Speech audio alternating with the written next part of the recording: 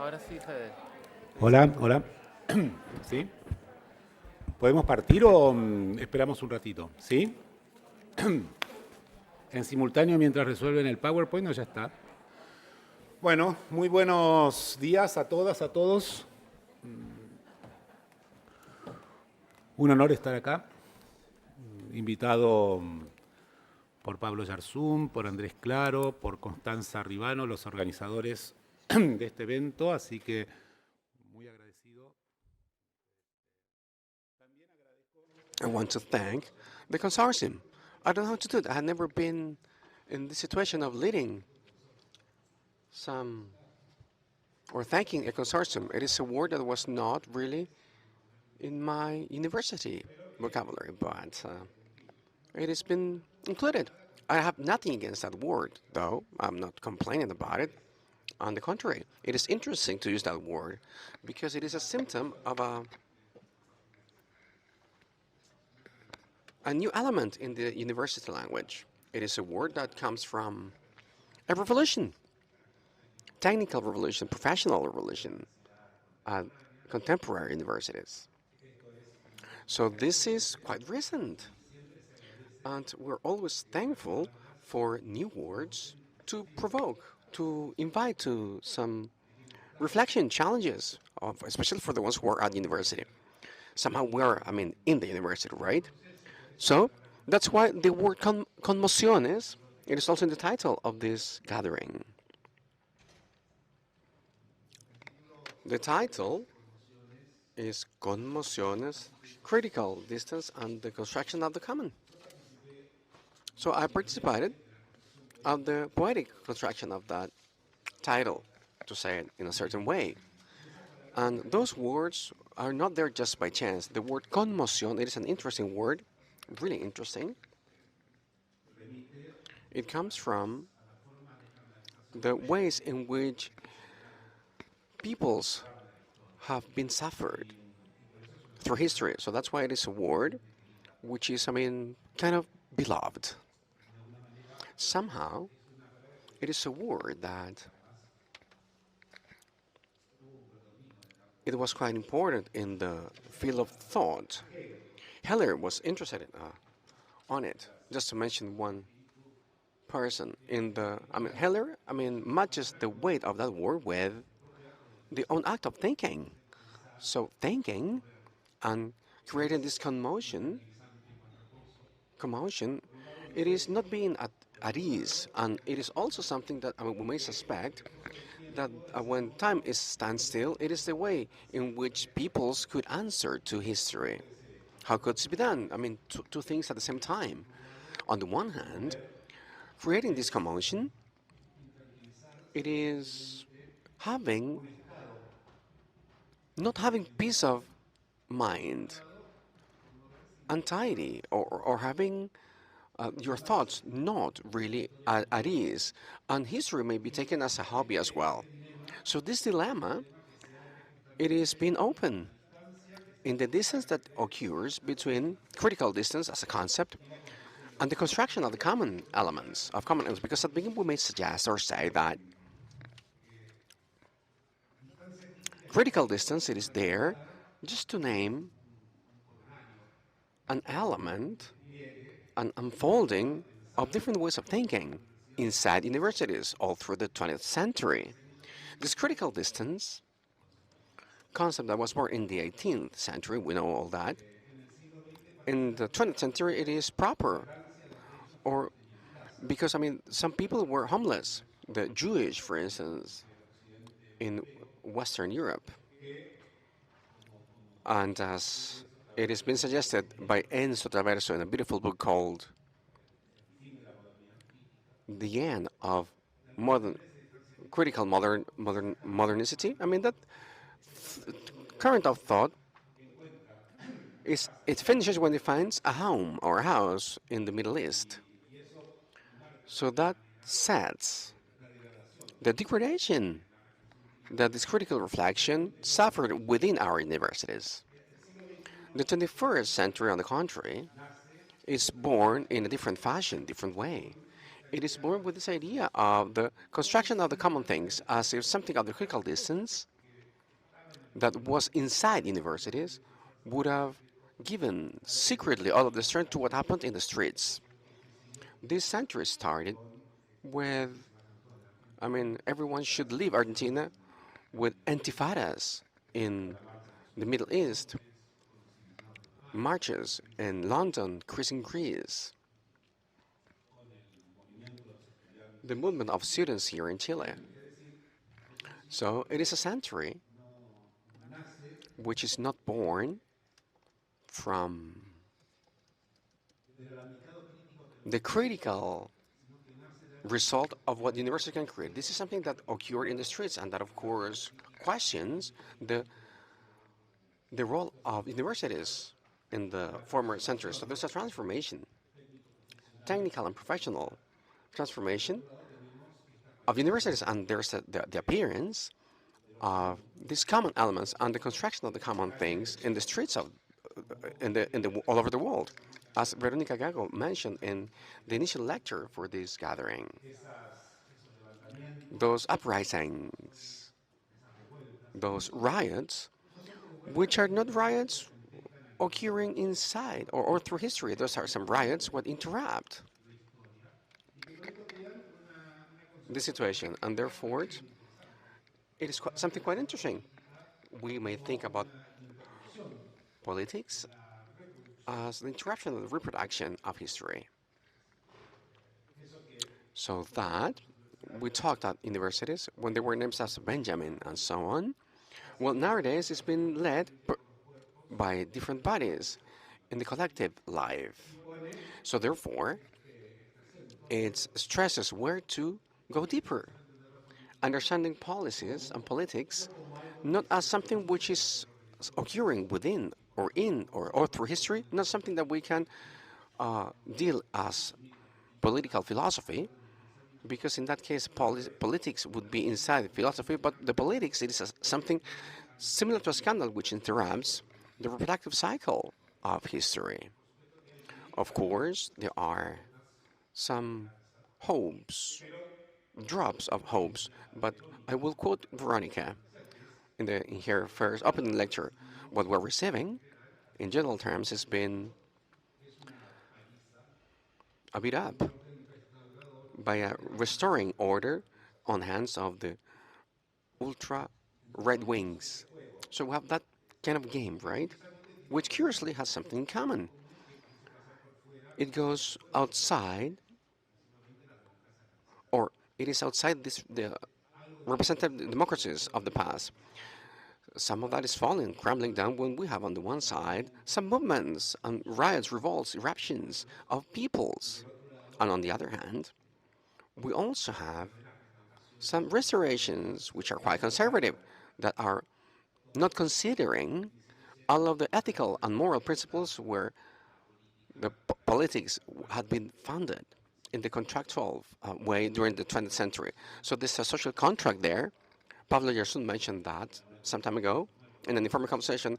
I'm sorry, Pablo, I'm quoting you. That's something you said in an informal conversation, but the state, contractual state, the social contract it's crumbling down.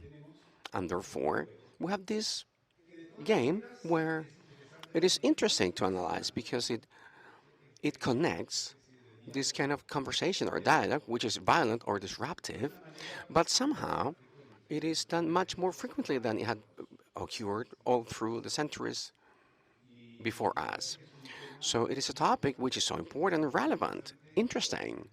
And the title of this roundtable, which is Times of Riots and Revolts, Violence and Disruption, it is a title that, of course, has some voids which can be used in different ways depending on the way you interpret words. A fascist may say, I may give a lecture about times of violence and disruption, but someone else may come here who is highly committed with the collective processes and say something about it as well, using the same words. So this is a title that it is kind of kind of critical because you may give it different meanings.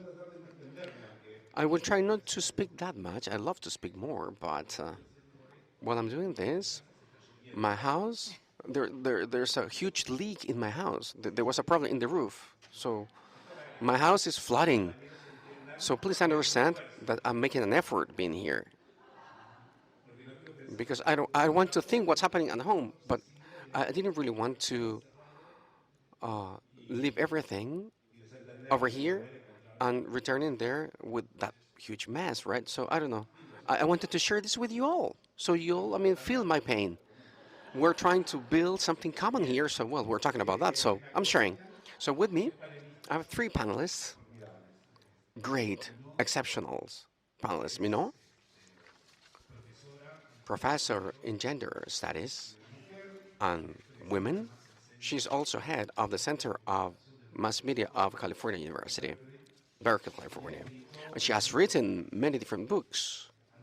Some of them, I didn't know them all. I just explained me not that I had not read her books, but I will do because some of them have some really promising titles. For instance, a book, seriously, a book about Islamic fundamentalism and the state of the women in under the patriarchal regime in Iran.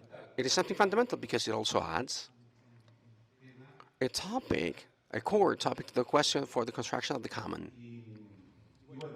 And it's going to be an honor for me to listen to you in this conversation. Kader Konuk. We just introduced ourselves. I didn't know she was here at this round table. I apologize for that. So therefore, I could not really have a picture of where her works go through. But she tells me that it is enough if I explain over here that she's a professor, researcher of comparative literature. She works at Essen University in Germany. And she also works about a different topic, which is at the very core of the great debates of the planet, immigration. So it's going to be an honor to listen to you. And Rodrigo Karmy, he's an old friend of mine. Old because we've been friends for quite a long time. He's not old at all, but he's an old friend. It's not good to introduce him like this, anyways. I mean, because we're kind of friends. He's one of the public intellectuals, most interesting ones in this country. I'm saying it, and I really feel that because I'm a follower, a fan of what Rodrigo writes. I follow his articles in different media, means of communication. I've been reading his books. Rodrigo has written some 15, 20 books. So it is impossible to introduce them all here. But all of those books are really important, interesting ones, and they have created a huge collaboration to the public debate that we have here in our country, in Chile. So the word intifada, because we're going to talk about that, has always a main role, a starring role in the Karmy books. Because all of the Karmy books aim to these rebellions, riots, and his books have an internal riot. Also, the way of understanding the mediatic tissue of this country. So Rodrigo writes in different media, which always have or are against the rules. So that's why I admire him deeply. Besides that, he's a professor in philosophy. He's also a researcher in philosophy in Universidad de Chile, a member of the Arab Study Center. He has also done an interesting study, a moving research. Having said this, I will give the floor to the main speakers. Ribano, one of the organizers, the main organizer,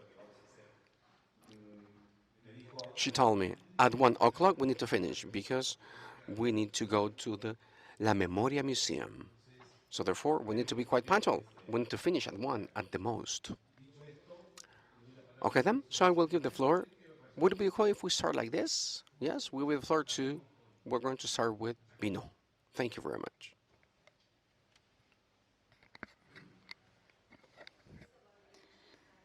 Primero que nada, quisiera agradecer a Federico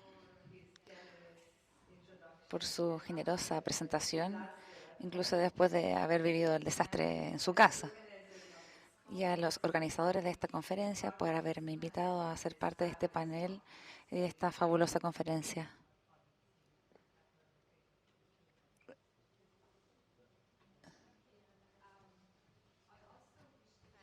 También quisiera agradecer a Constanza Ribano por sus variados correos electrónicos y su duro trabajo. Quisiera by the organizers, including how do the revolts events relate to the revolutions programs? Are revolutions mere cathartic outbursts without significant consequences? Are they real challenges to prevailing hegemonic social, political, and economic system, or are they part of its symptoms? My quick answer would be that the concept of revolution is used in many ways, from a mass and cathartic outburst to revolution as a total collapse of the institutions in its Foucauldian terms, to more recent revolutions mediated by digital and social media, not in terms of actor and the agents, but from the standpoint of the spectator who watches a spectator. The concept of revolution has also been used to depict revolutions from the above, state-initiated changes, revolutions through coup d'etats, to the commercial Revlon revolutions. There could be nothing or everything transformational about revolutions, yet revolution remains a powerful concept frequently used in colonial modernity and placed in the linear time of progress from bad to better, or in its utopian connotation, promising the promising the futurity of a just and equal society. Many scholars have warned us against revolutions understood as a complete overthrowing of all that has gone before, establishing a new regime of total virtue. The structure of modern nation-states is based on the state ruling in the name of an imagined community and the construction of an affective nationalism, a nationalism experienced through sound, vision, emotions, memories, and makes it possible for the states to rule in the name of the nation, either through consent or coercion. Also, revolutions result from deep contradictions in the structure of the modern nation-states, where the state has the power to invest or disinvest in the life of some citizens while marginalizing and subjecting others to better life in Agamben's terms. Furthermore, in the context of anti-colonial, anti-imperialist revolutions, the promise of revolutionary changes is deferred until after the end of colonialism.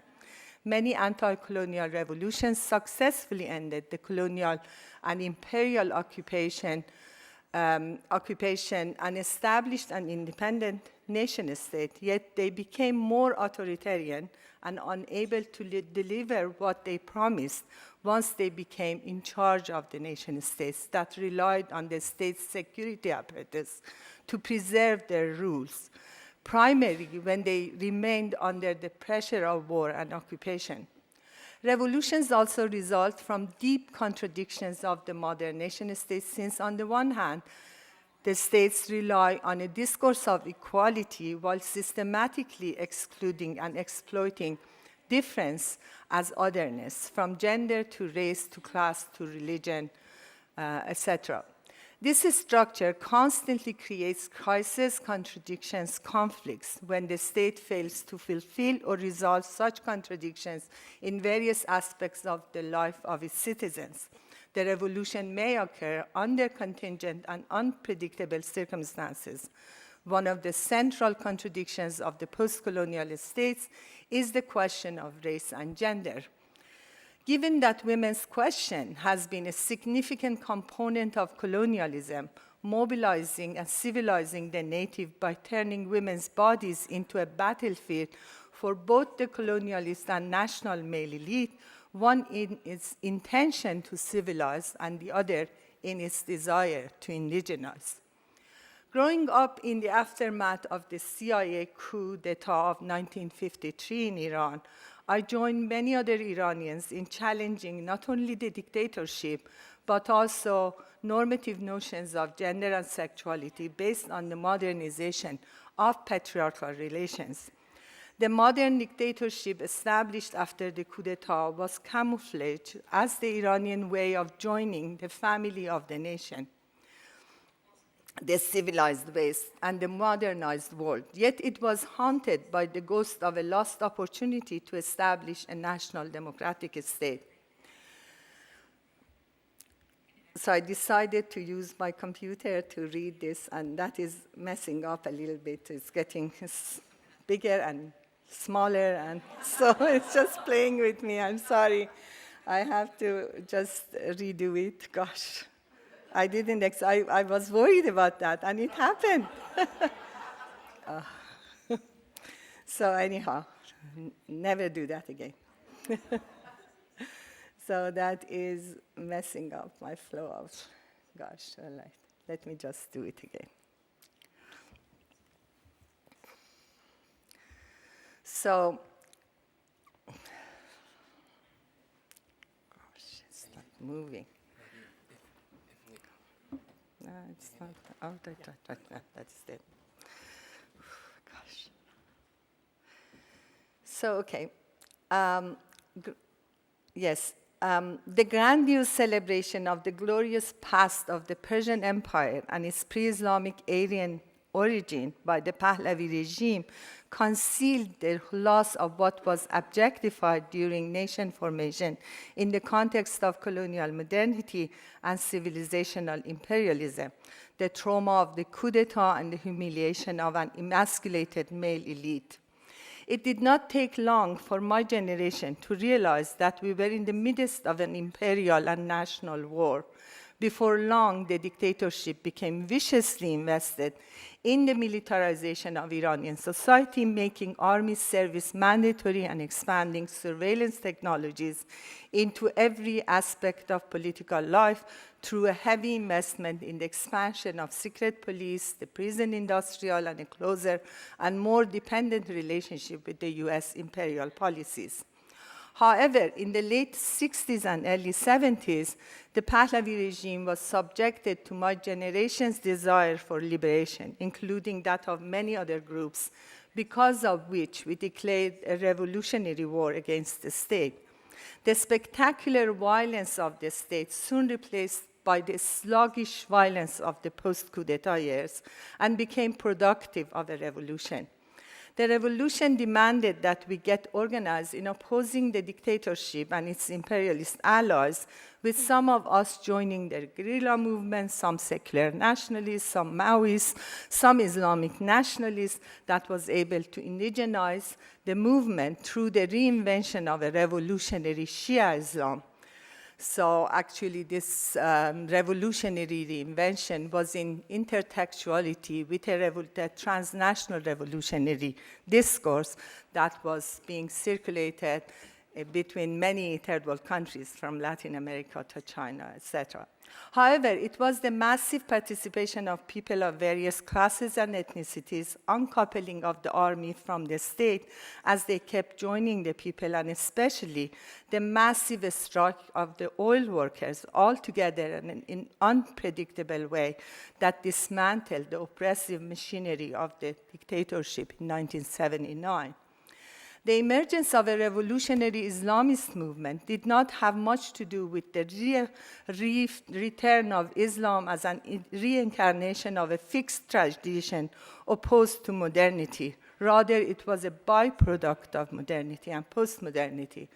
As I have argued before, we should not underestimate the conditions, the scales, and meanings of modern nationalism, transnational third world revolutionary movements, and gender identities, as well as the expansion of information technologies as they articulated with the infectious with the infections of Shia Islam for contemporary political use, modern forms of state violence became productive of revolutionary militant subjectivities.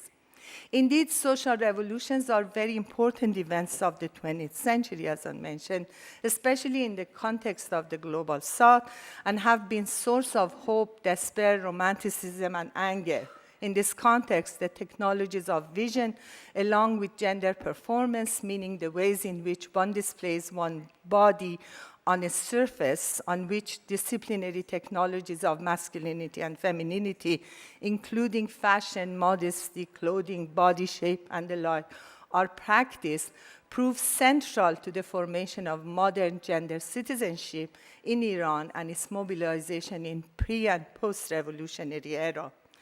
While an understanding of the revolution as an event enables us to examine a multiplicity of subject position and the formation of a day during the revolution beyond the desire of any individual or group, the full complexity of the revolution as an event cannot be grasped because most of the time the narrativization of the revolution entails a beginning and an end. In this case, the overthrow of the Pahlavi regime, the revolutionary moment, the post-revolutionary establishment of an Islamic republic. In this narrativization, the revolution becomes a spectacle of events, events that have been eventualized through totalizing representational practices. The revolution thus becomes prior to its subjects and agents.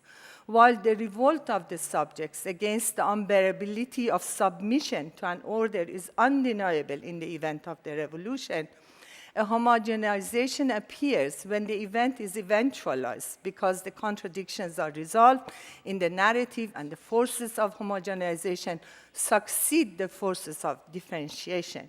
This has proven particularly costly for women in the case of the Iranian Revolution, since in the spectacle of the revolution, women's agency is either domesticated or marginalized, if not erased. There is still very little written on the women who fought for and how their involvement in the revolutionary events differed from that of men.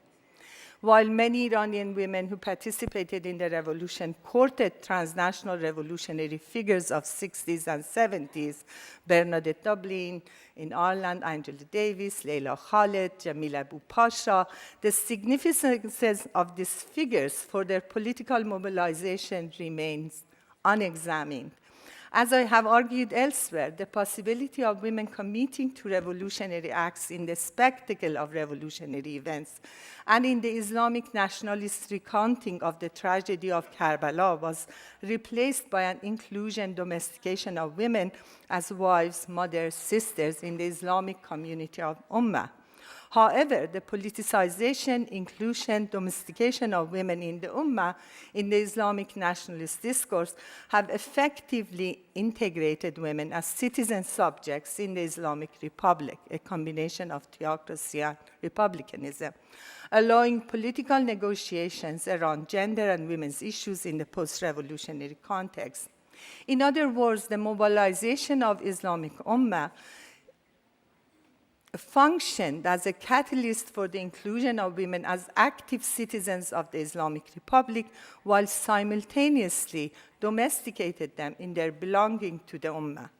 This politicization and integration of the private and the public spheres in the Islamic Republic both responded to the crisis of the modernizing nation elite in regulating and disciplining gendered spaces, and in turn put into crisis modern forms of citizenship in their reliance on a number of dichotomies, including tradition, modern, needs, rights, difference, equality, religious, secular. These changes have certainly had several unexpected consequences for the regulation of gender identities and Islamic femininities and masculinities. The disjuncture between Iranian women as willing subjects and citizens of the post-revolutionary Islamic Republic and a homogenized notion of Muslim women and their fragmentation and contradiction in what constitutes gender difference or gender equality has created fertile ground for a plurality of positions vis-à-vis women and gender issues in Iran, challenging, essentializing, and foundationalist interpretations of Islam. The Iranian Revolution of 1979 reflected the collective will of a people that refused subordination to Western control, similar to a number of anti-colonial, anti-imperialist, and nationalist movements. But they also refused to be ruled by those local forces that for many years determined their political destiny. The revolt of subjects against the unbearable opened up a complex intellectual realm in Iran in the post-revolutionary era that continues to influence what has come to be established as an Islamic republic. It also continues to have an impact on the question of what constitutes an Islamic republic at all, and what it means to be a Muslim, an Iranian, a gender subject, a citizen of a state that rules in the name of religion. The Iranian Revolution led to the massive participation of women in the public sphere, regardless of its limitation, including the massive presence of women in educational institutions. 65% of Iranian students are women. Non-traditional jobs, the film industry, with the slogan of "With my veil, but everywhere," created a space for those women who were limited in their public participation. Feminist activism started from the first day of the establishment of the post-revolutionary state, from legal negotiations to the depiction of rape and violence against women in movies, to the emergence of new, strong women role models from the local culture, opening up more space for women to claim what they wanted from the state. Now, almost 44 years after the Iranian Revolution, women, young and old, religious or secular, veiled or unveiled, stormed the streets of Tehran and many other cities in September 2022, not only to grieve the life of Mahsa Amini, a young woman who was killed under the custody of the morality police, and challenged the state-imposed veiling, but made a political claim to the right to assemble a fearless life beyond the oppressive and normative forces of the state or the limits of patriarchal families. Some towards a feminist revolution, not necessarily targeting the state, but a potentiality for the interruption of the normative orders and borders of the nation states. However, what makes the work of women and their feminist revolt harder in the problems and contradictions resulting from how the state's biopolitics converge with the Iran's.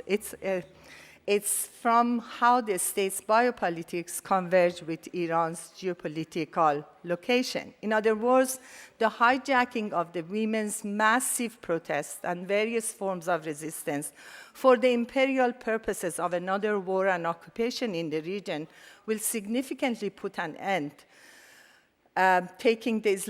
instead of taking the Islamic Republic to its limit, but also the necropolitical culture structure of the modern nation states with their right to kill or faire vivre, à laisser mourir in Foucauldian sense. The mediatic and hybrid war of the US and its allies, the brutal sanctions on Iranians, and an investment in those segments of diaspora that is either stuck in its melancholic desire to return to the good old days of a westernized monarchy, or seeking a safe refuge in secular fundamentalist ideologies and ready-made Islamophobia of their host societies will only interrupt what was started by my generation of women and is being continued by new generation of women. Those who grieve the life of Mahsa Amini, as every life in Butler's terms is grievable, but have no concern for many lives lost under brutal sanctions or another threat to war and occupation in the region, in this their screaming of bomb, bomb, bomb Iran, is undoubtedly not for Zan Zendegi Azadi, woman, life, freedom, no matter how often one refers to this slogan to express their sympathy for the Iranian women's movements of resistance.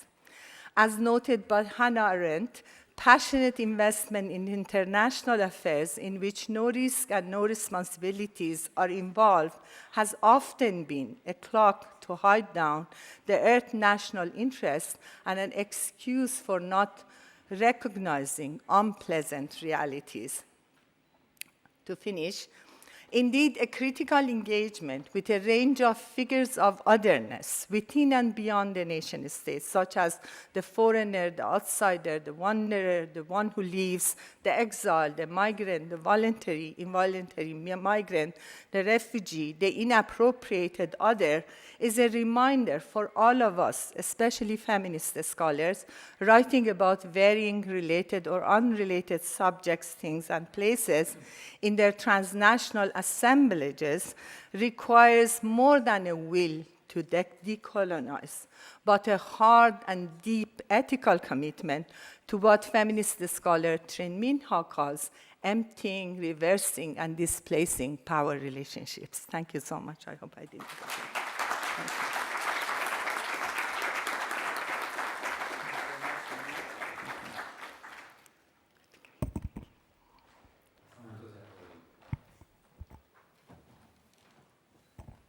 ¿Aló? Sí, se escucha, sí.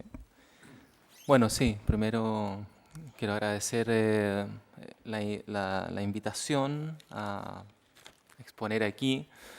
La verdad que voy a exponer simplemente exploraciones, no son pequeñas notas tentativas, diría yo, que me parecía que podían abrir un poco la conversación, ¿no?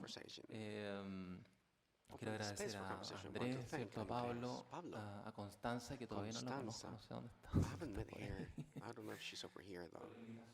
I want to thank them all for this invitation. I want to thank this panel and Federico for his nice presentation. Well, then I wrote a little text which is called The Laughter of the People, of the crowd, the laughter of the crowd, the revolt, the riot, or the funny moment of politics. And I want to start with an epigraph of Raúl Ruiz. In some of the interviews, he used to say, I do not believe too much in what is said about myths when they are introduced as an expression or a representation of what is not understood. I believe that in the origin there is a laughter attack. That is what Raúl Ruiz, the filmmaker, says. In May 2068, was all in fire. This researcher, Fuji Jesse, wrote the following. We use the word riot or revolt to call a movement which is different from the revolution. The difference between revolt and revolution must not be in the goals of each of them. Which makes a difference between these two is a different experience of time. End of quote. Difference between revolt, riot, and revolution that helps us to see, maybe in the philosophical Chilean context, what Patricio Marchand used to call a comment versus the adequatio that the university logics referred to. The singularity of writing, that it is less in a certain language. The modern notion of revolution, not any notion of revolution is the one we're talking about here, but the modern sense is part, in this case, of what we would call these old humanities, created during the 18th century and 19th century. But they are axiomatized in a different fashion in this different management sense, which are taking taking charge in the second half of the 20th century. So this revolt, it is a radical action because they are trying to make a different experience of time. They experience time differently. When they come from when time comes from the inner time itself and is captured in the chronological ways, which are related to the modern perception of revolution. According to Jesse, in this sense, a revolt, a riot, it is an experience which is quite singular, different from the revolution, because there is a temporal difference in the perception. In other words, and another, in another place, a riot means a suspension of time, historical time. The revolt time, it is suspended, where Jesse says everything which is met, or, I mean, it is one thing in its own. So the relationship, capital relationship, which is fundamental, which is centered in the equivalence, general equivalence, it is interrupted by this riot revolt because everything which is met does not refer to the dimension of what it is useful in itself, and of course leads you to the opening of the usage, a common usage or a common experience. That is to say, the riot jeopardized the conception of change in the sense of the general equivalence, which is capitalist, that kind of translation of things, right, and the way the word is understood. The usage that the riot creates, it is quite key. Its articulation allows it to give a new possibility of using different spaces. For instance, the occupied square monuments which have been destroyed, riots, barricades on the streets, buildings being taken by the people, or some other expressions. These new usages are a way of inhabit places which have been destroyed by violence of the management episteme. So in that sense, the riot, revolt, comes as a place where people can live. But this is a place where it cannot be inside the dominant episteme. So therefore, it exists. It is beyond that. So it transparent that, right?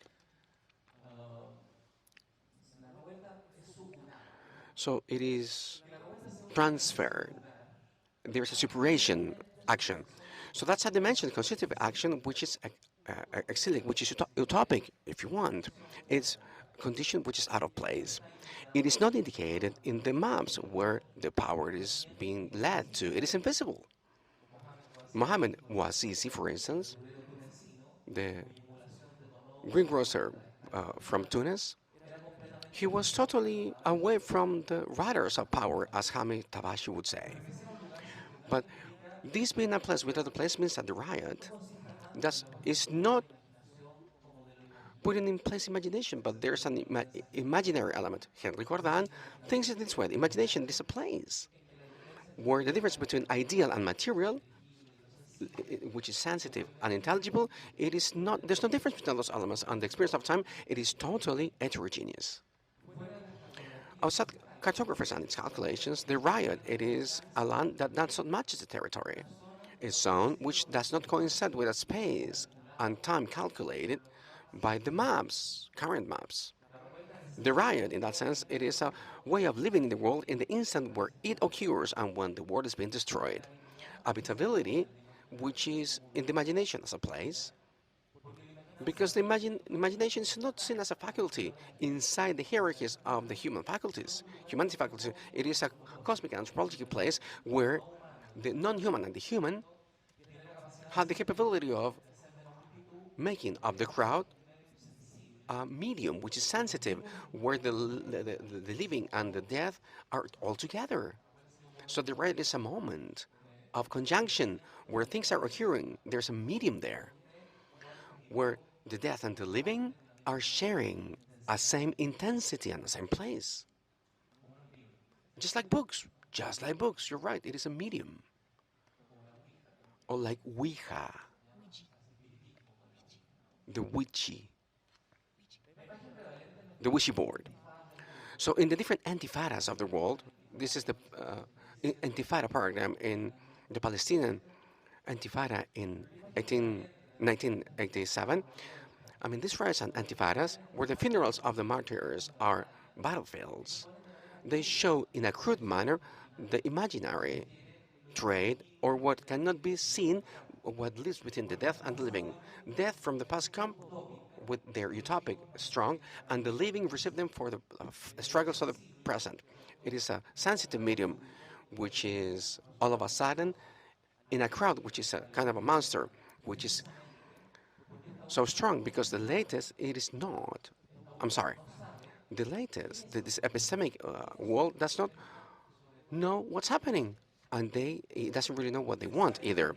So the episteme knowledge, it is it has no power. So the riot shows the knowledge, and this is a simulacrum. It is not deactivated, and it is all cracked. The ones who know about this, don't know anymore. The throne of the wisdom, it is empty, and the crowd comes here with a knowledge which is not concrete, and they do not really know who is in power, which was articulated with the ones who used to know. So over here, we need to mention that there is a balance problem. This is a matter that the wisdom repeated over and over again in every different side, where a riot appears.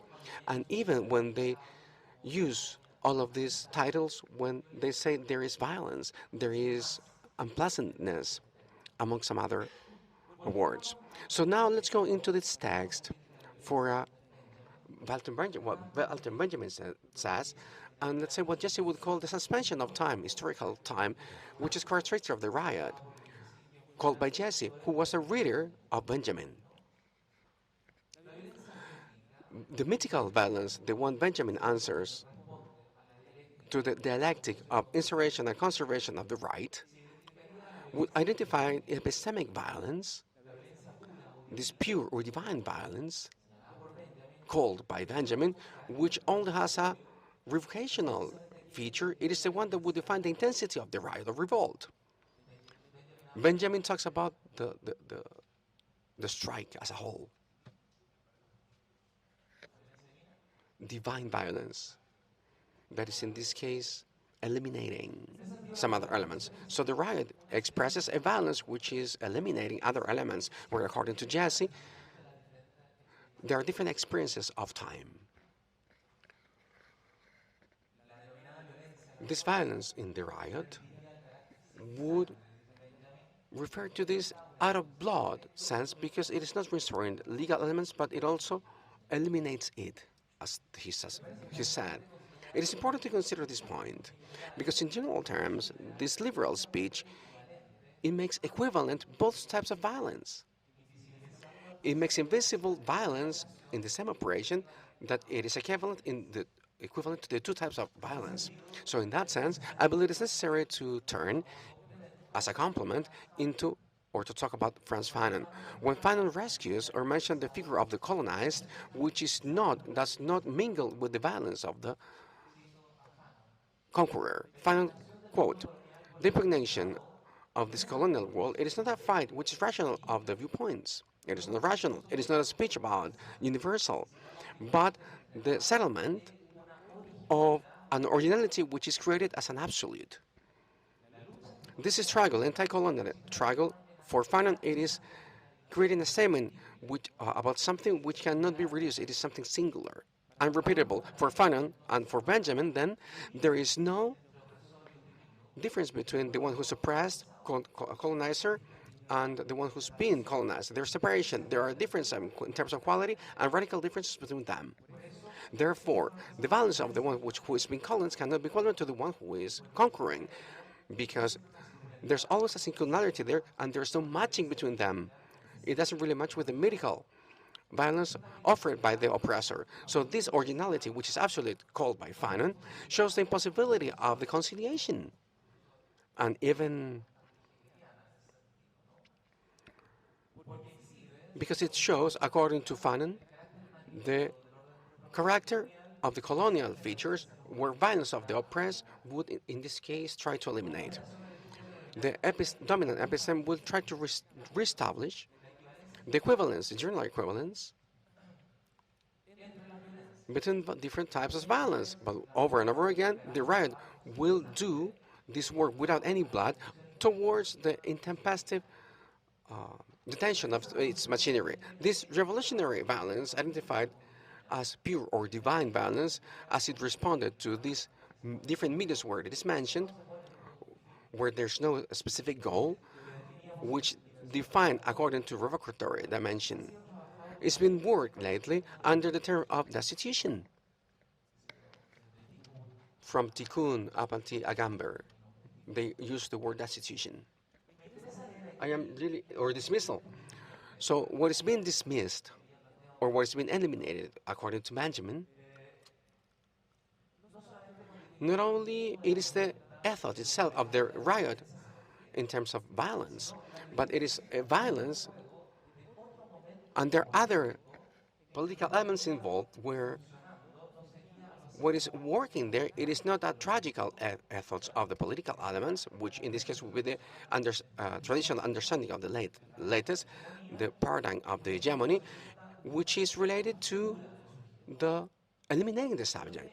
But in this case, in this dismissal, there is a paradigm which is kind of funny, where a popular moment is rooted, which could never be inside the dimension, which is tragic, which in this case deactivate the different elements that have been created from it. So dismissal, therefore, it means the interruption of the tragic and having something funny instead. That is the proposal. I will quote Carlo Diano in a fantastic book which is called Form and Event. The comedy, it is revolution in the age of peoples. That is his thesis, Carlo Diano's thesis. The joke, inventive, and mocking towards power, different customs, the hoods on the streets, the hoodies, I mean, they show what Gambit would call life, what we would call the most insignificant moment of existence that works as if it was the most important. The crowds, they laugh, and there's a suspension of the institution, and therefore they arise with the revolution, and they, according to him. So here we find the comedy as an eruption, dismissing and disoperatize the big heroes. It also eliminates the purity. Their machineries are destroyed, and once again, the epistemate is destroyed. This is the important thing for me. The riot contributes with some comedy, which can be dismissal. It has no blood, and thanks to that, it can open the imagination because it brings into the equation the common elements of the people. So peoples want to laugh, while the oligarchies want to make them cry. Philippe Lacoue-Lavard, according to his consideration around the tragedy, the latest operates under the device of sewing elements. So comedy over here may erupt with the disconnection. So in this one, nothing matches with itself. The subject, it is not there, and there's no one behind. So the riot and revolt is the eruption of a life which is oppressive, and therefore it is a funny paradigm and not tragical one. It is not about a life which is substantialized in a metaphysic of the things that do not vary, or fractionalized in a set of operations which are ad hoc. On the contrary, there is dismissal and exposure of the singular and plural, which is inherent to the crowd. So the mistaking of the dominant episteme, which is a constitutive mistake, in which there nothing can be born from. I mean, the riot is tragical, inherited by the political thinking and its hegemonic conception. Stability, nomos, subject, state, avant-garde, leadership, among some other words, are commonly used. This is about words which are anthropological ones, and the riot or the revolt, I mean, put into pause. So the mistake, it is not reading the funny moment as a displacement of the anthropological moment, where traditionally the politics have been understood. That's why the riot, it is hated by conservatives and revolutionists at the same time, especially by the avant-garde. It is called as childish, anomic, chaotic, violent. And above all, when intensity in its process it is lower, there are some of them who regret and they say the riot was not useful for anything, and now they need to turn into serious politics, comedy policies. When there are people under mask, hoodies, and they are trying to make machines not operative, the funny moment mentions what is inhuman in the very core of the humanity. So that's why the comedy is a moment where the mimesis cannot operate and the oppressed can open their or show their differences against the oppressor. Differently, the mimesis finds a place where they can empty and destitute others. It is something ridiculous. Mimesis in this case, it reproduces, but as something which is ridiculous. failures in the comedy impossibilize, therefore, and it cannot fix in an hegemonic settlement a new type of subject. I am finishing over here. When talking about this anthropological view, the riot or revolt, it is not useful. It has no mission. It has no goal. It is aterologic. It is not. Nothing can be written about it, and therefore it cannot be at the Olympics of the policies. It is something not important, interrupted power, which expresses only the despair of the crowd in order to inhabit a world which has been devastated, obliterated. In that sense, there is no more expression in the riot. It's violence, if we could call it somehow, with that polysemic or the comic of the revocatory situation. That's not much with the violence, mythical violence of the dominant episteme, because it eliminates from it, or it turns it into some trash. A comedian situation is different to the ones that Hobbes mentioned in Leviathan. The city, in that sense, would not be reason to protect human beings from their own death, but from the impropriety of their laughter, maybe to protect them from dying of laughter. This riot comes then, and it has an hegemonic language, and the hegemony, it is a language itself. It is not good neither bad, but this situation may revert, or this might be a new assault to hegemony against the revolt or the riot. And there it may unchain the reaction of the revolutionary reaction. Processor of the latest decades, considering Arab Springs as a key element, show that stress and tension between hegemony and riot. The not matching it is important. There's no matching if the dominant episteme, it is a neoliberal theology, turns into that, as Villacañas mentioned, that has as a main goal to mend life with capital in this new a new cyber, similar or main feature of the human capital. The riot, it is the moment of separation, no possibility of mending the situation. So therefore, it questions hegemony. This is suspended in an uncertainty state with two possibilities. One, it falls down, or it works properly in a new assembly, which is hegemonic once again, which is what's happening here in Chile. They are having a new action, a new dominant organization. It is a new way, and at the same time, it is an old way. So in that sense, I'd like to propose the possibility of freeing the comedian, the comedy characteristic of this hegemony, to make it survive into an internal work of dismissal that may be able to transform all of the institutions, articulating a relationship of separation between street and institutions, between riot and hegemony. That is to say, the riot is not only thought about in the streets, but also in the echo that the riot has inside different spaces, institutional spaces, let's say that in that way. That's what happened some minutes ago when there was a riot outside, and the echoes of that protest or riot, not university ones, were here somehow in the room. So this separation as a blending point, as a complex point, where an institution and riot coexist or co-live in the same place. Riot and hegemony. So over here, the funny moment of the riot, it is a key point. Only from that moment, institutions can dismiss their importance, and the crowd can imagine the transformation of institutions. Just by this comedy, they can be also disrupted. The comic moment shows the empty way in which the machinery is working, and it shows how institutions are having different difficulties because of different classes, and the very core it is shown. And it doesn't really make sense. Neo-fascism, contemporary one, it is then the moment, desperate moment of hegemony, where this wants to hide the very core which has been shown by this riot. Therefore, neo-fascism does not laugh, and it hates. Just like the one, as Ruiz said, hates the one who has shown that the mystery of all myth is been mainly laughter, people jiggling. Thank you.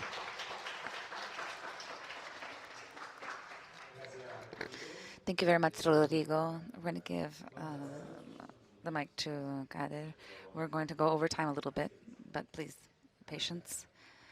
Please, go ahead, Kader. Thank you very much for Muchas gracias. this.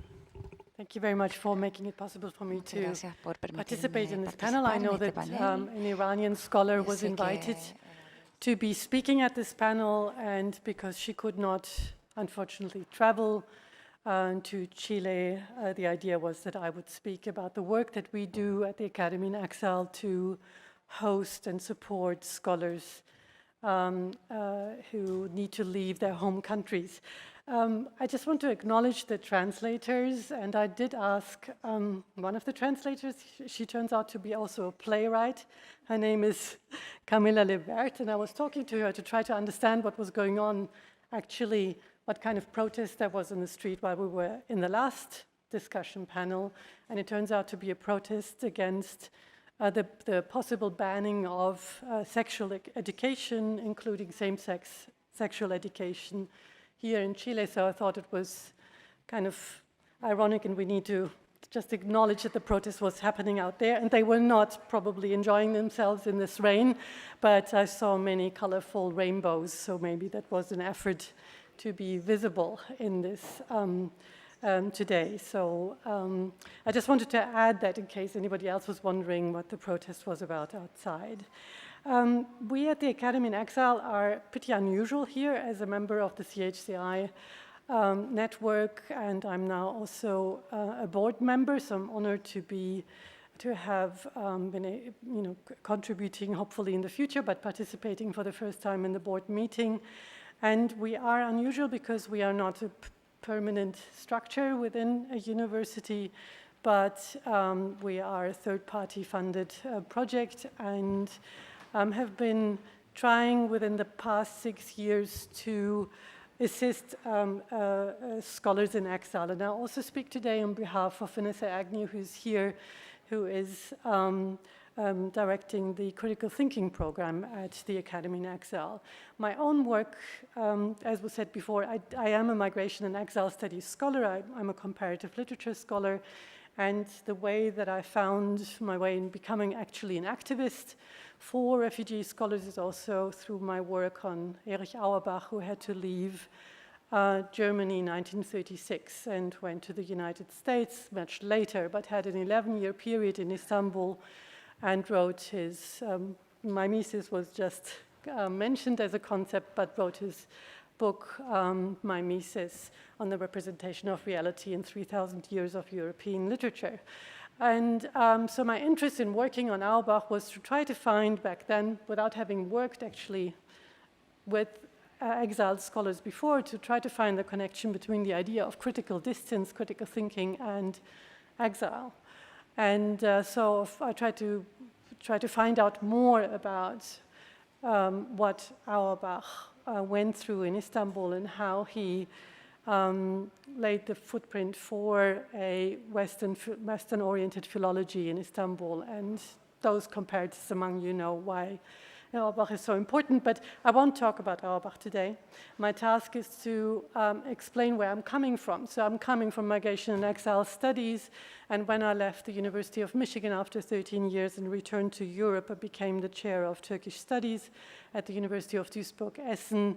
That was then basically the largest Turkish studies department outside of Turkey, and then things went really bad in Turkey after 2015 and 16, once academics protested against the violence against the Kurdish civilians at the border from Turkey to Syria. You might remember that the Turkish government was in 2015-16 very afraid that the Syrian war was going to mobilize the Kurds at that border region and start a larger revolt in Turkey.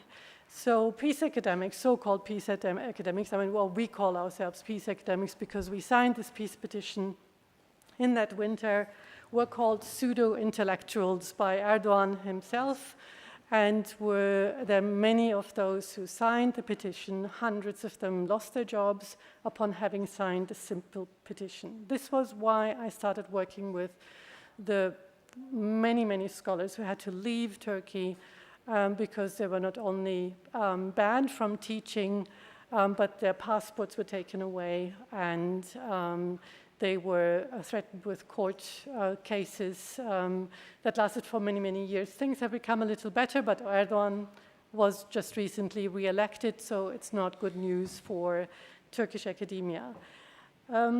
I do want to say that the Academy in Exile, we started it in Duisburg-Essen and worked with the Forum Transregionale Studien in Berlin and also the Free University Berlin for a number of years until March this year.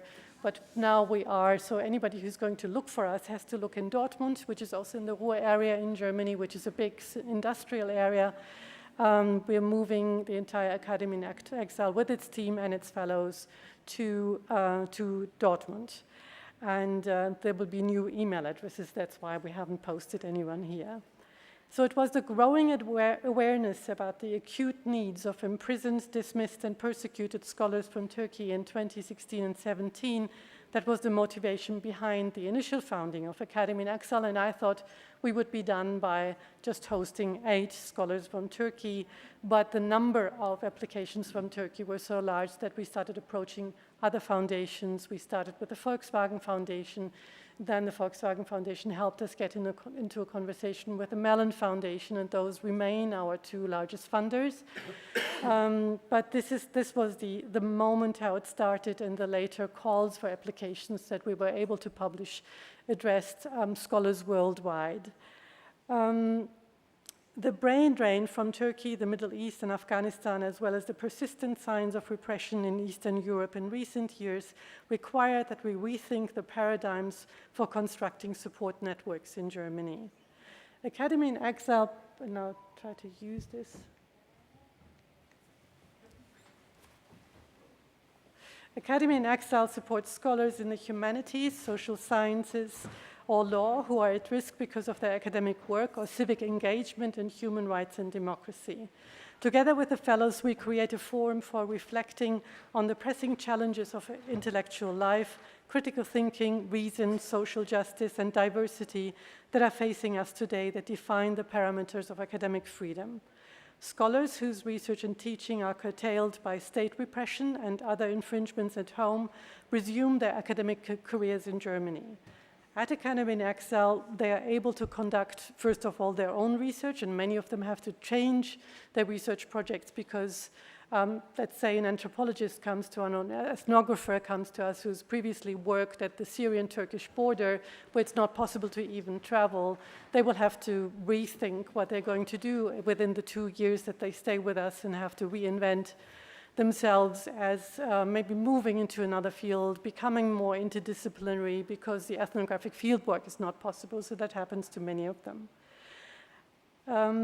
So at Academy in Exile, they're able to, first of all, do their own projects, and but we try to advance the kind of critical thinking that is vital for navigating a world increasingly characterized by intellectual stultification, the prolongation of disinformation, and the spread of xenophobic, racist, homophobic, anti-Semitic, and other extremist views. That doesn't mean that all the fellows, and this is one of the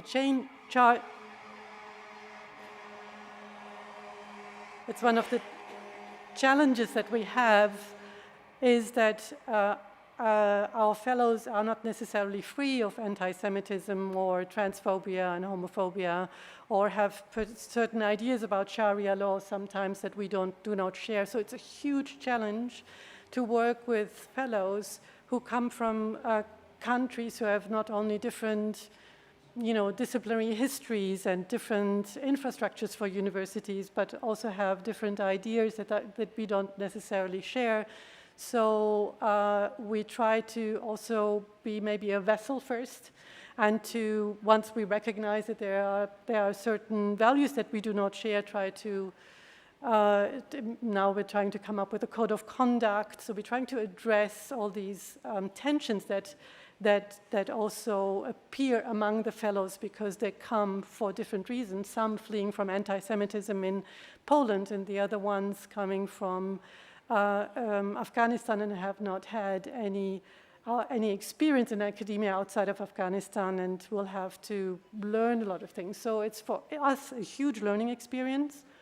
And it's a learning experience for the fellows who come to us. And we try to do our best in these 2 years to come to an idea or promote critical thinking in the way that we can really stand behind it.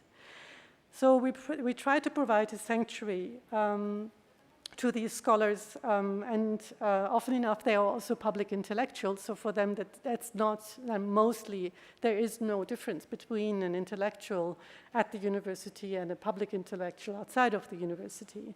Some of them will have lost their audiences. They're not only in academia, they haven't lost their students, but they would have lost the media in which they published because they were public intellectuals. So they have to find other ways of remaining a public intellectual in Exile, which is a completely different thing to do than to try to fit into the discipline in another country. So there are huge transitions that happen at that time.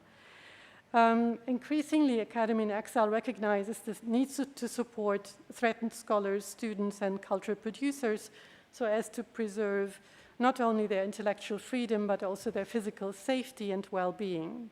These scholars are harbingers of coming mass displacement, something that has a transformative effect on social and political processes in Germany and other European countries.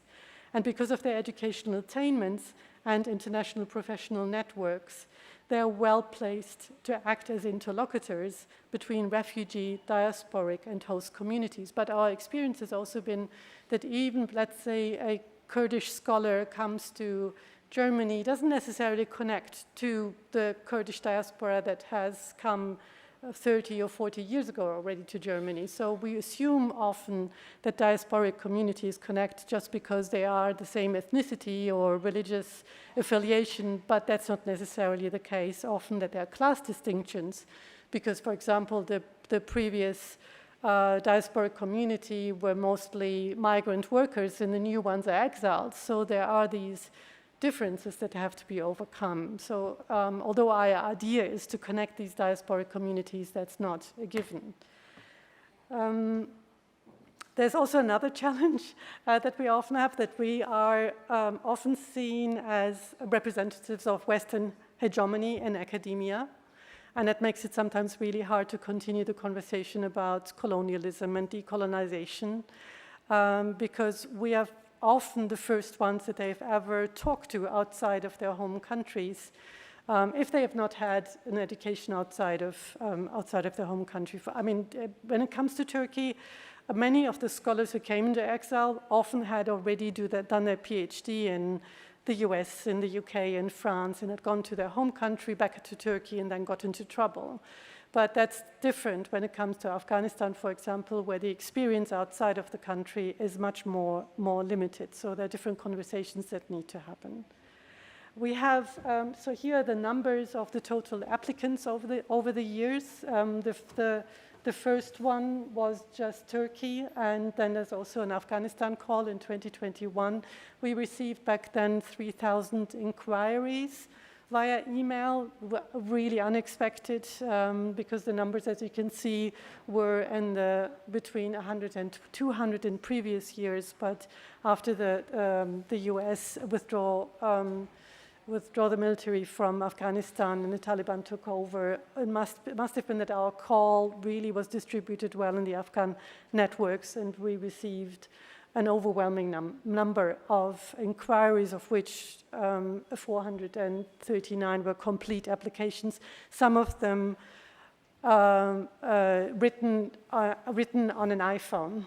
So they didn't have necessarily internet, or they didn't have access to their laptops anymore, and they were trying to make screenshots of their work and put them together in these applications. So that was a huge amount of work to try to acknowledge what effort was behind these applications, and that's not, you can't just go through these applications easily and say, see the academic or the artistic merit behind it, because the mode of which these were put together in that crisis in 2021 was only something that we could guess. We have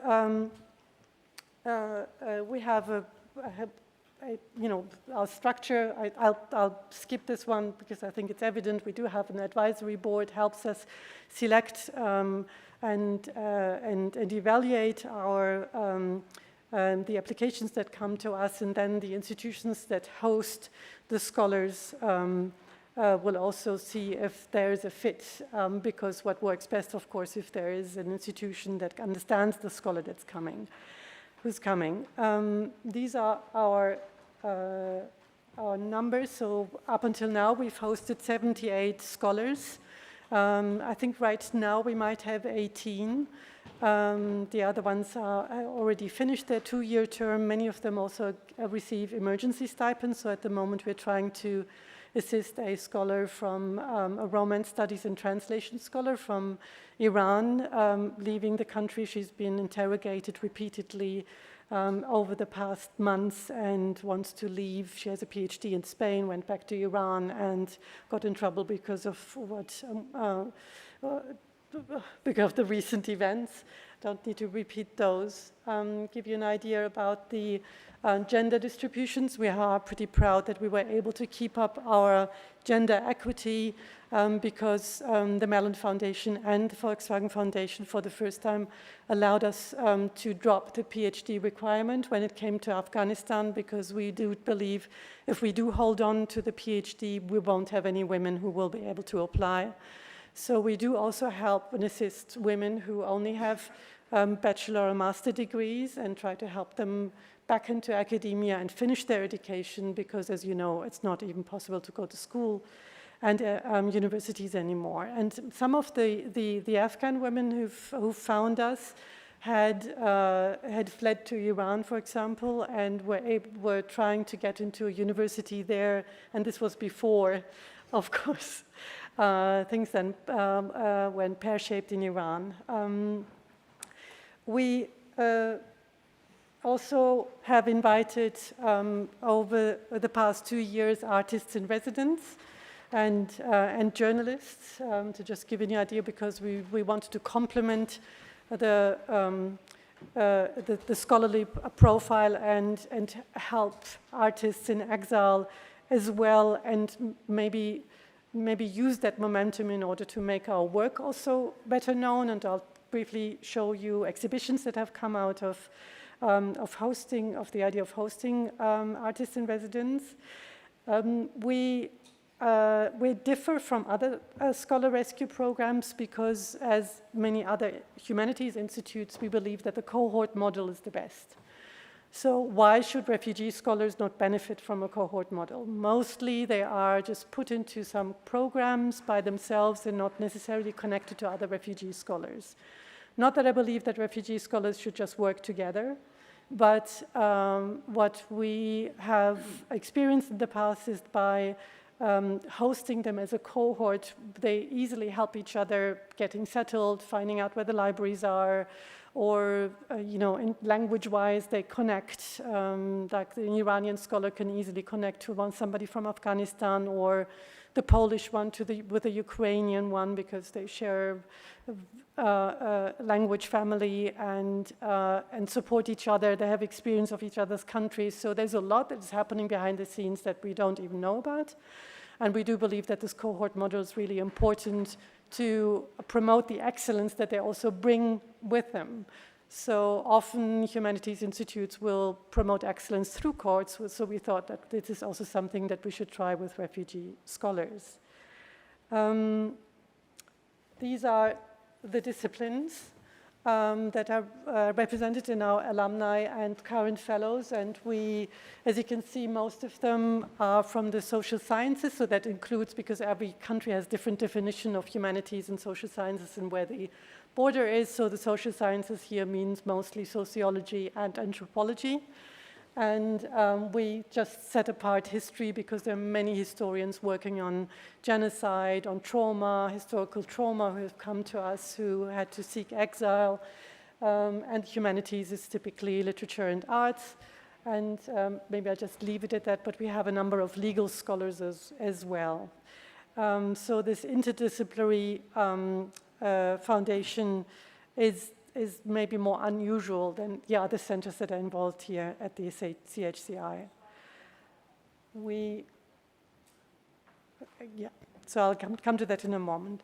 While everyone here might be familiar with the kinds of threats that drive scholars into exile, I'd like to outline some of the challenges entailed in hosting at-risk scholars, in case you are interested in doing so as well. Scholar rescue is regarded as an important and necessary opportunity to support dissident intellectuals.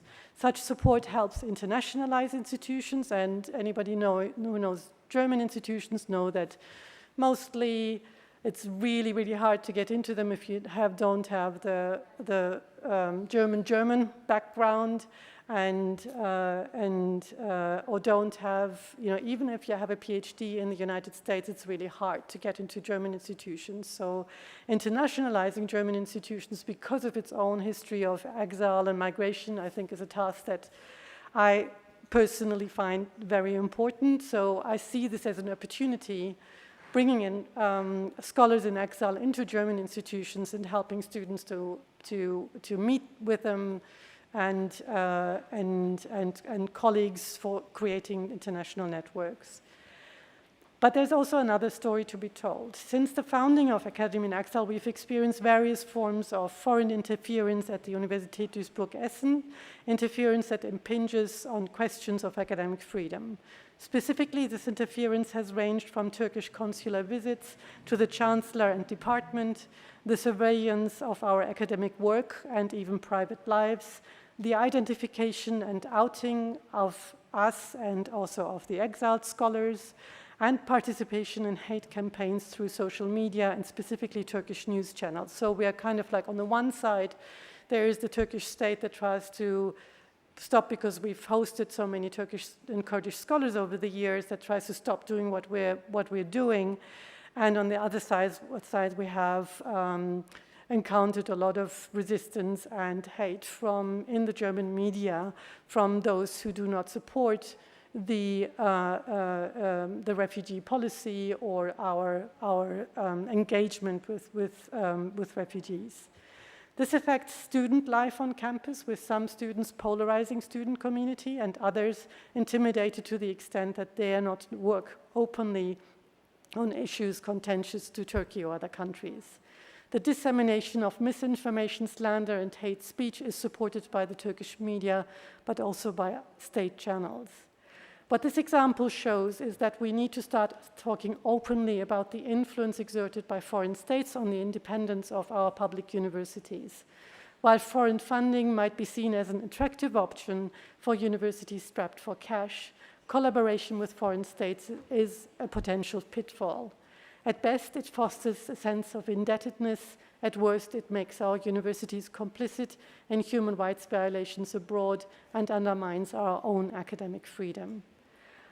Because of the challenges to academic freedom that we are facing, I want to encourage a conversation about this misinformation and the hate campaigns and the cybercrime that target scholar rescue initiatives. So we really need to make double and triple sure that the applications that receive us are encrypted, but many of them just send us copies of their passports and want to expedite things. So we need to talk more to other scholar rescue initiatives to create these safe spaces, to upload applications, to share them, to talk to each other, so they don't end up in the wrong hands. In more practical terms, we need to train and improve this cybersecurity for universities engaged in scholar rescue, and also develop not only ethical guidelines, but strategies to resist state actor interference from authoritarian regimes.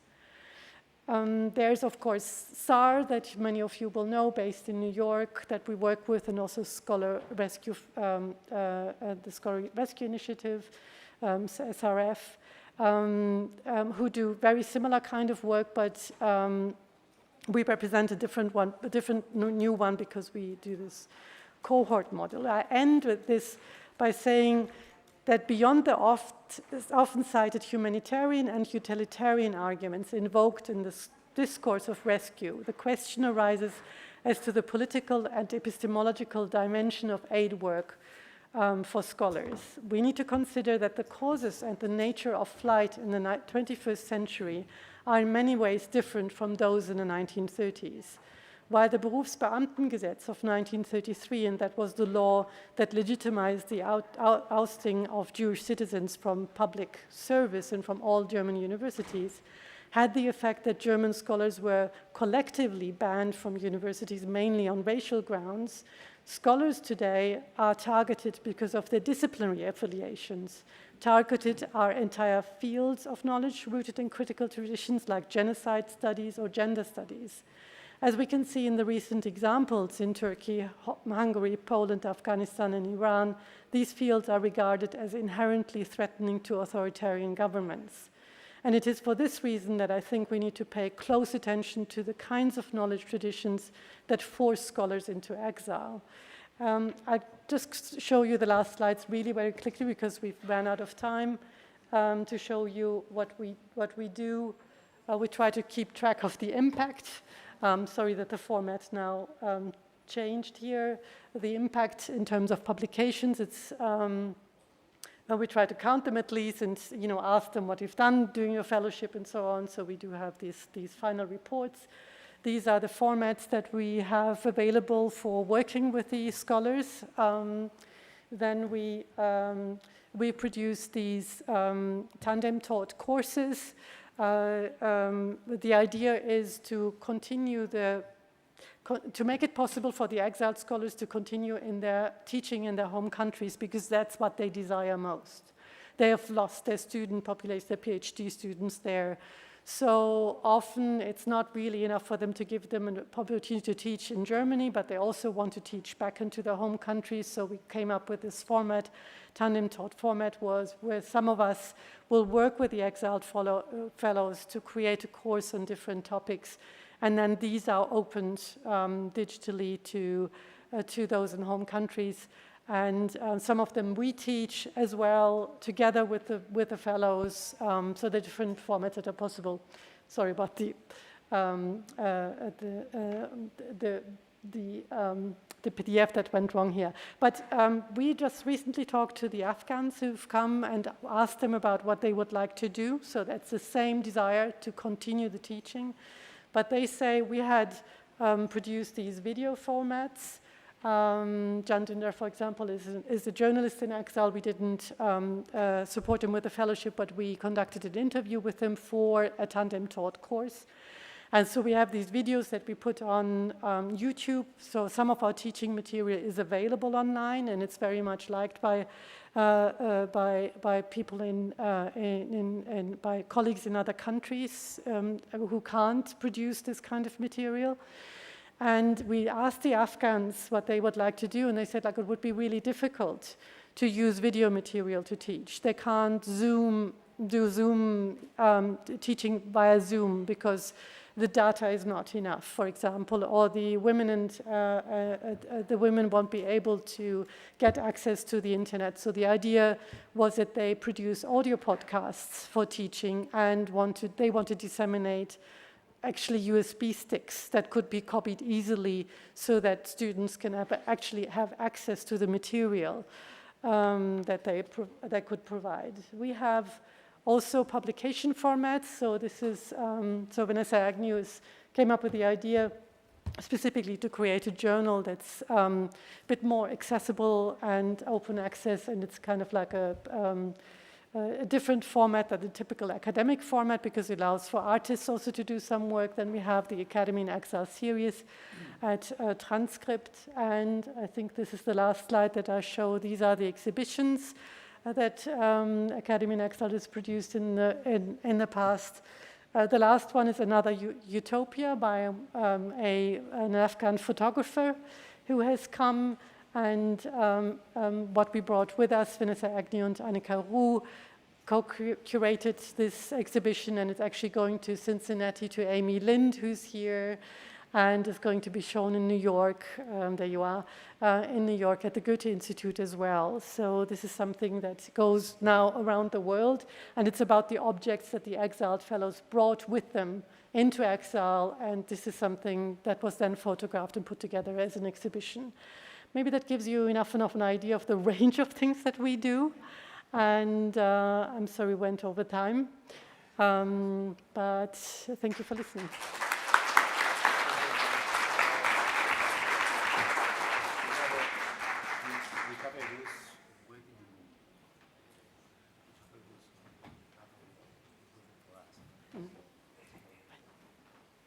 Sí, tenemos que aclarar, tenemos un problema de horario, pero pedí permiso cuando me levanté fue para... I asked for permission.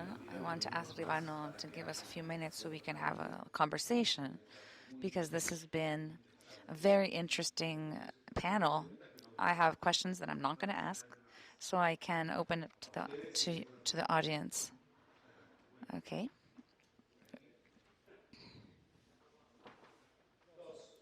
Okay, two questions.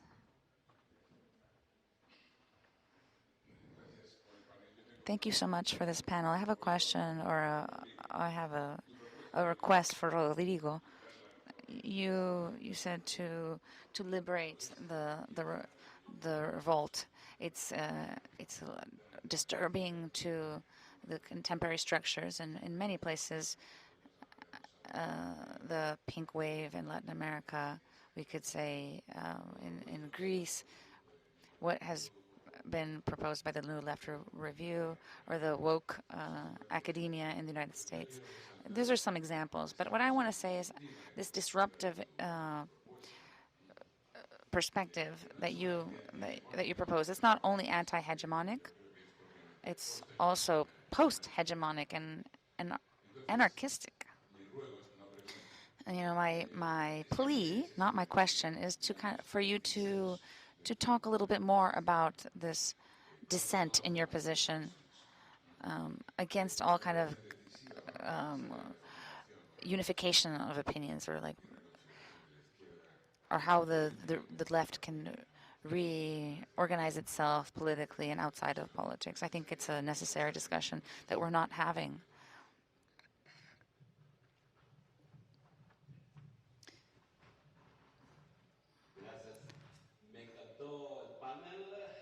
Thank you so much. I really enjoyed this panel. My question is also for Rodrigo in the same direction. I realize that we don't have time to articulate these questions, but I would like you to talk a little bit more about the last part of your intervention, and on this idea of this relationship, the dialectic between the revolt and institutions. I think it's very original, this discussion, in terms of the upheaval. I knew that post-hegemony was going to appear as a word. I think that Alberto's question is similar to Sandro's. I don't know, really. That's the first thing I'm going to say. I don't know. But I do think that from that perspective, from the perspective of dismissal of comedy, I think it's interesting. We need to think about the institutions, not just the upheaval, not just the revolt, but the material life of institutions. And so we can understand that the institution can be changed, it can be dismissed, it can be removed, not just in a negative sense, but as a point of extraction that allows for a creativity to exist. I think there's a movement to think, to question. Where we're at right now, you could say what Jesse said, called the point of intersection, the eternal and the contingent, myth and history. That point of intersection, that we haven't found it in the relationship between upheaval and institution, and I think it's key to start thinking about that. not just in terms of how we register the upheaval, but but in terms of dismissal or the removal. It's not just associated to the upheaval. There are different kinds of removals.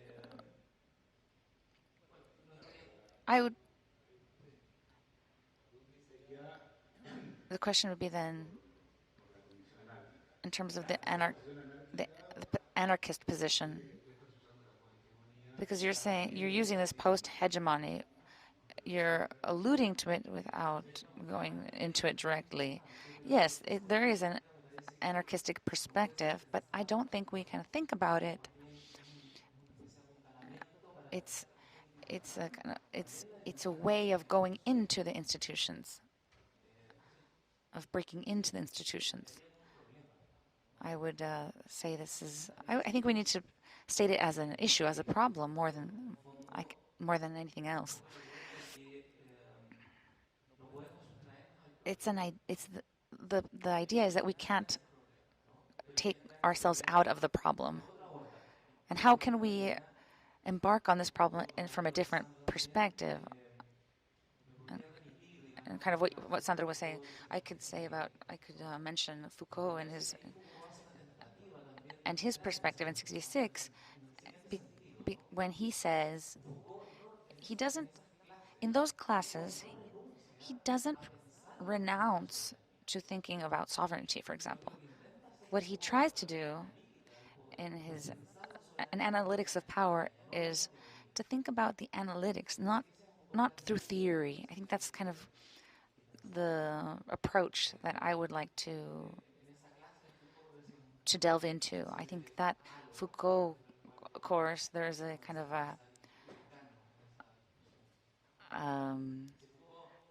there's something surrounding this discussion. If we look at those classes from '76, Foucault isn't dismissing sovereignty to talk about power and politics. What he's doing is trying to think about sovereignty from a different perspective. And in that sense, I think dismissal is also a way of thinking about institutions differently. Unfortunately, I think we don't have more time. I wanted to say something, but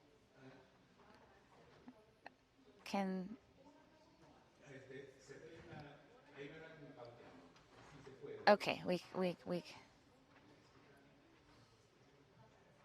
Thank you. I'm glad that we have Muchas gracias. Yo sé que estamos pasados de tiempo, pero siento que es importante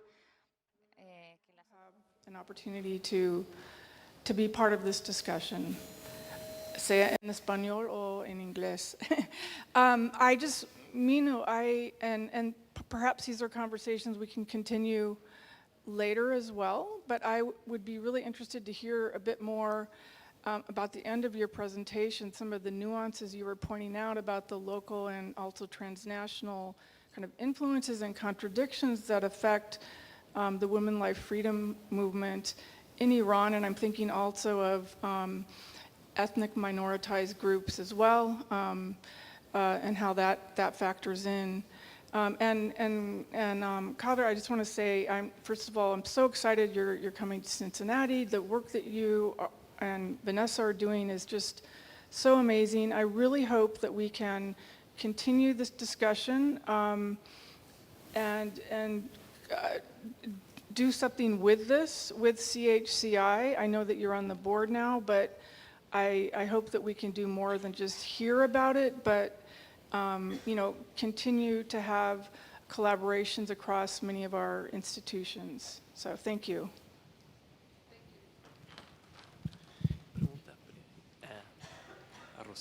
And before you leave too, we'll be together at 2:25 front of the hotel to go on the bus to Museum of Human Rights, but it's going to be in the front of the hotel, not here.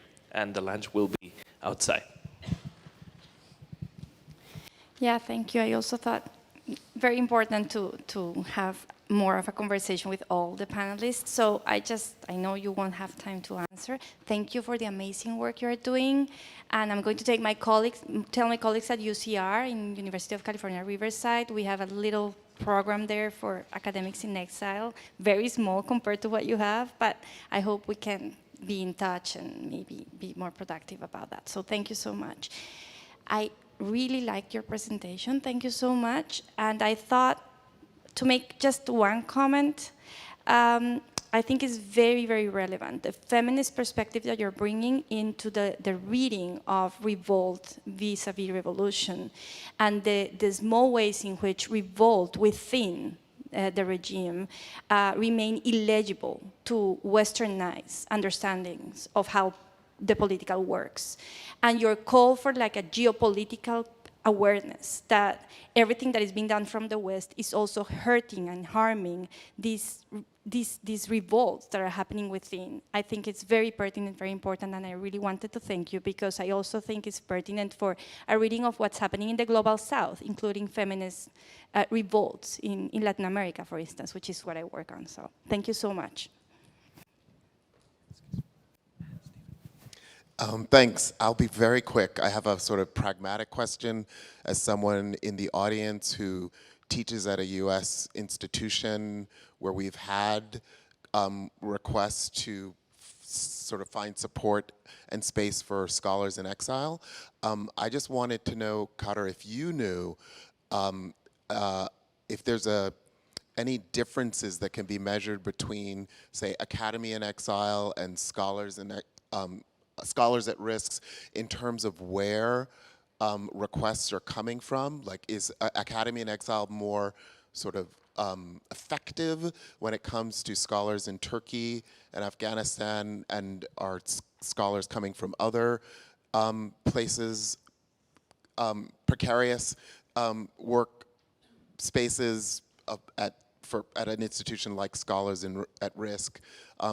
Just asking it as a question. You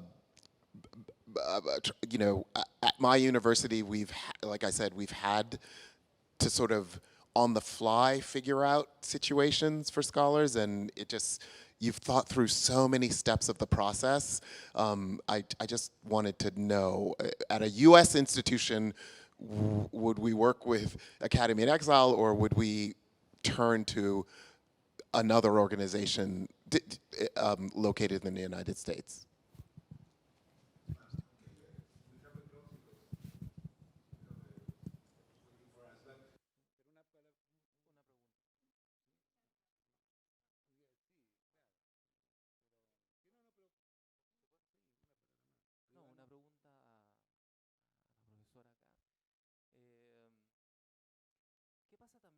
Here.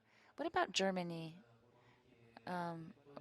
Because the public intellectuals that are pro-Palestine, openly pro-Palestine, have problems in Germany. And I'm thinking about BMB, who was accused of being anti-Semitic, or Judith Butler.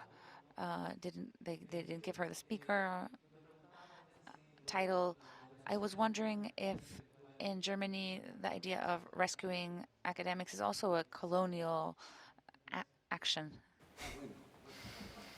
Thank you. Okay, now we're never going to finish. Do I have an opportunity to answer? ¿Tengo la oportunidad para contestar eso? I think, I mean, Germany is marked by the Holocaust.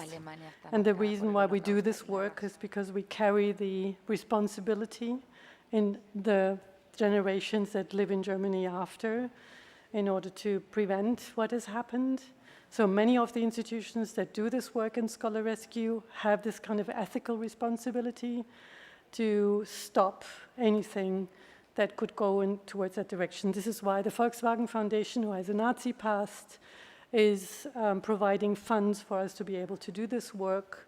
So I do think there's much bigger story to tell about why in Germany now even Merkel accepted or even opened the borders for 1 million refugees to come in 2015, which no other country did at that time in Europe. So I don't want to make a glorified impression of Germany, but there is a historical responsibility towards what has happened that informs the scholar rescue initiatives today. So the Alexander von Humboldt Foundation, the Wissenschaftskolleg, the Ernst Reuter Foundation all go back to a consciousness about what has happened, and in order to prevent that from happening, to open the borders for exiled scholars today. So it's a kind of like response to the historical guilt that is still shared across. So I don't think it's a colonial act to do this, but it's one of reciprocity towards others who need to go into exile. And just a quick response to Stephen, often scholars will go into neighboring countries. I think here in Chile mainly went to Argentina, or if they are in the Ukraine, they come to Poland, or in Syria, they went to Turkey. From Afghanistan, they go to Iran. So it's because of we are where we are, maybe we have that kind of attention in Germany for those who want to come into Europe. So it's often also a regional thing, and it's also very sensible if there's a democratic country bordering an autocratic country to make it possible for scholars to continue their work and teach across borders. Bueno, muchas gracias, Kader, Konuk, muchas gracias, Minoo, muchas gracias, Rodrigo. Thank you so much, Rodrigo. Thank you. We're closing. We need to take the bus to the Museum of Memory.